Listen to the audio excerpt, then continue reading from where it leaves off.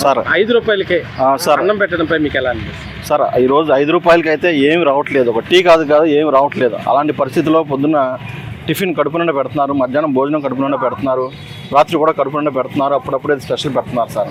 ప్రతి సామాన్యుడికి, పేదవాడికి, మధ్యతరగతికి అందరికీ అందుబాటులో ఉంది. చాలామంది దీన్ని సద్వినియోగం చేసుకుంటున్నారు.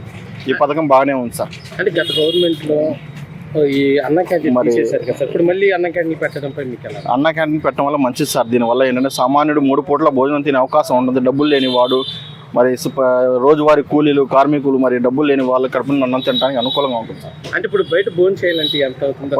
బయట భోజనం చేయాలంటే దాదాపు ₹60-70 నుంచి ₹100 వరకు ఉంటుంది సార్. మరి ఇక్కడ ₹5కి మరి ఆ భోజనం పెడుతున్నారంటే అది మరి చాలా గొప్పతనం అండి.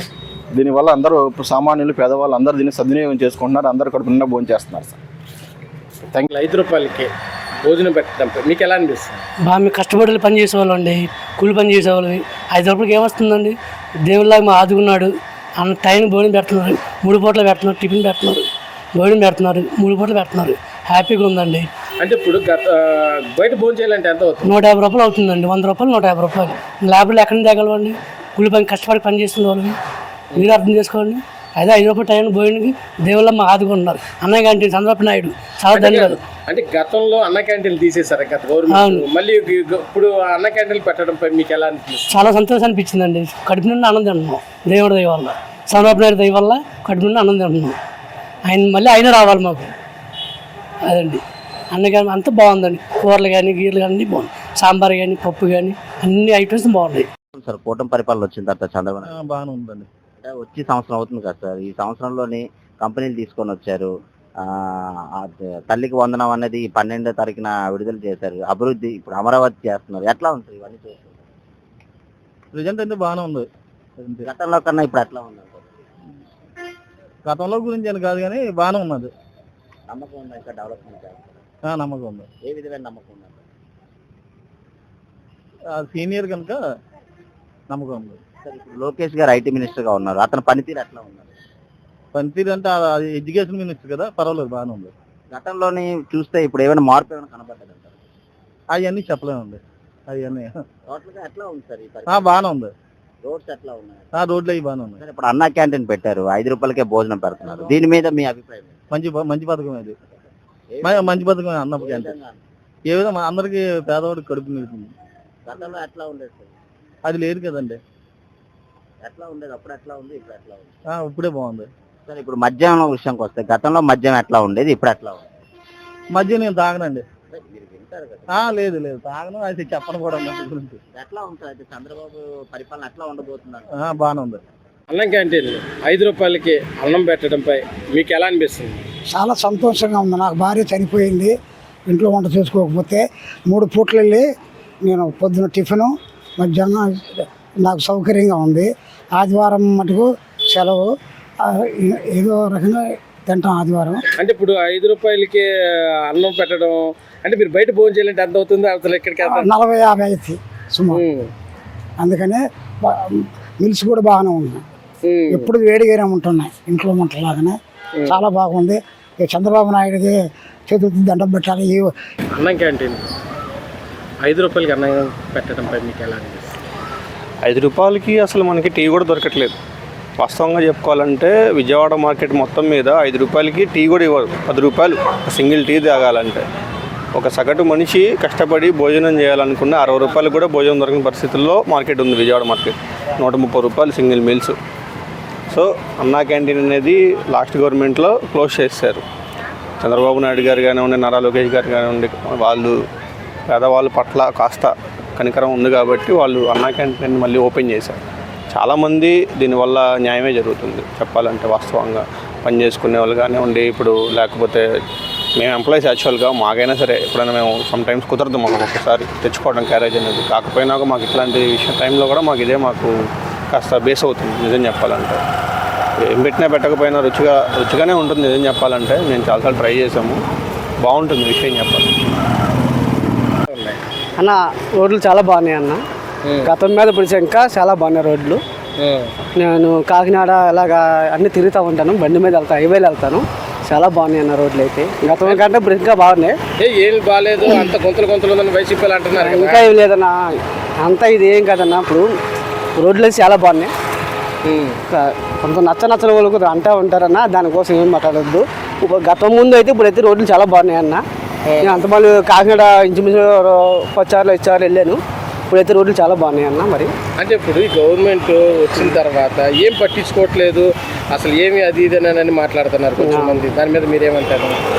అంటే అన్న గతం మీద ఇప్పుడు ఇంకా బాగా రోడ్లు బాగా డెవలప్ అయ్యిందన్న. నేను చెప్పడం అయితే చెప్తున్నాను కదా, గుంతలుగా ఉందంటగా. గుంతలు అయితే ఎక్కడ లేదన్న. నేను ఈ నెలలో పచ్చంగా 5 సార్లు రాజమండ్రి వెళ్ళాను, కాకినాడ వెళ్ళాను, ఇలా అన్న. మరి రోడ్లు చాలా బాగున్నాయి. మరి అంటే గవర్నమెంట్ బాగానే పనిచేస్తుంది, బాగా పనిచేస్తుంది. గవర్నమెంట్ అయితే చాలా బాగా పనిచేస్తుంది. అసలు ఏం పని చేయట్లేదు అంటగా. గవర్నమెంట్ అయితే చాలా బాగా పనిచేస్తుంది. ఏం చేయట్లేదని వైసీపీలు అంటున్నారు కదా. వైసీపీ వాళ్ళంటే మరి నేను ఏం చేయాలన్నా, మన పోలాలని కాదు, రోడ్లు అయితే ఇప్పుడు చాలా బాగున్నాయి. వెహికల్స్ని గవర్నమెంట్ డీలర్కి అప్పచెప్పడంపై మీకు ఎలా అనిపిస్తుంది? రేషన్ డీలర్ వెహికల్స్ని ఎండియులకి వాళ్ళు 9300 రేషన్ వెహికల్స్ని రాష్ట్రంలో ప్రవేశపెట్టారు జగన్ గవర్నమెంట్. దానివలన నెలకి 1853 లక్షలు సంవత్సరానికి భారం అవుతుంది. 5 సంవత్సరాలకు వచ్చి 18,000 కోట్లు అదనపు భారం అవుతుంది రాష్ట్రానికి. దీనివల్ల వచ్చేది ఇప్పుడు రేషన్ డీలర్లో చేసే కమిషన్ రేషన్ డీలర్కి వెళ్తుంది. ఈ ఎండియూలు పెట్టేది వెహికల్స్ పెడతాం వలన మాకు సరిగ్గా రాలేదు, మేము ఉన్నప్పుడు లేదు, ఒకసారి వచ్చి వెళ్ళిపోయాము మా వ్యాను, తర్వాత రైస్ ఇవ్వటానికి. ఇప్పుడు ఎవరు రేషన్ వాళ్ళ ఇష్టం, వాళ్ళు ఓపిక, కాళ్ళలో ఓపిక ఉన్నంతసేపు సాయంత్రం వెళ్తాడో పొద్దున వెళ్తాడో, ఈ 15 రోజుల్లో వాళ్ళ ఇష్టం వచ్చిన టైంలో వీళ్ళు చూసుకొని వెళ్ళి వాళ్ళ రేషన్ వాళ్ళు తెచ్చుకోగలుగుతారు. అదే వెహికల్స్ ఉండటం వలన ఒక రౌండ్ అలా వచ్చి వెళ్ళిపోతే మన పని మీద మనం వేరే ఎక్కడికైనా వెళ్ళినప్పుడు వెహికల్ వచ్చి వెళ్ళిపోయిందంటే ఇక తర్వాత రేషన్ బంద్. ఇక మనం ఎత్తుకోవాలి. మనకి రేషన్ మేము వచ్చినప్పుడు మీరు లేరమ్మా రేషన్ ఇక అందేది కాదు. డీలర్ కప్ చెప్పడం కరెక్ట్ అంటారా, లేకపోతే వెహికల్ ద్వారా ఇవ్వటం కరెక్ట్ అని అంటారా? రేషన్ అనేది డీలర్కి అప్పచెప్పటం కరెక్ట్. ఇది ఆహార భద్రతా చట్టం కింద రేషన్ డీలర్ కార్డు హోల్డర్ ద్వారాలకి వీళ్ళిద్దరికీ ఆహార భద్రత చట్టం కింద ఉంది.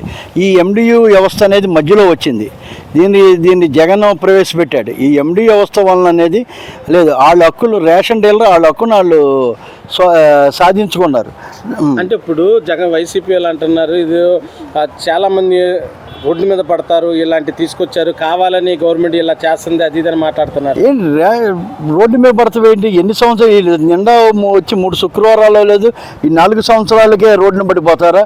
ఎన్నో సంవత్సరాల నుంచి చేసే రేషన్ డీలర్లు ఏమైంది? రేషన్ డీలర్ వ్యవస్థ అసలు దాన్ని పక్కన పెట్టి అదనంగా ఈ భారంగా తీసుకొచ్చి పెడతాం తప్ప వీళ్ళని తీసుకొచ్చి వీళ్ళని రోడ్డును పడతాం ఏంటి? అలాగే రోడ్డును పడే 6-5 లక్షల రూపాయలు ఉన్న వెహికల్ని వాళ్ళకి ఇచ్చి మీ ఇష్టం దాన్ని ఏమైనా చేసుకోండి అని స్వతహా గవర్నమెంట్ వాళ్ళకి అప్పచెప్పేసింది. దాన్ని అమ్ముకుంటారో లేకపోతే ట్రాన్స్పోర్ట్ చేసుకుంటారో దానివల్ల వాళ్ళకి ఏం నష్టమే లేదు. ఆ వెహికల్ వాళ్ళకి అప్పచెప్పేసింది ఎండియూలకి. ఇప్పుడు డీలర్ ద్వారా ఇప్పుడు గవర్నమెంట్ అంటుంది వాళ్ళకి నిత్యావసర వస్తువులు కూడా పెడతాం అది ఇదని చెప్పి పెడతారు.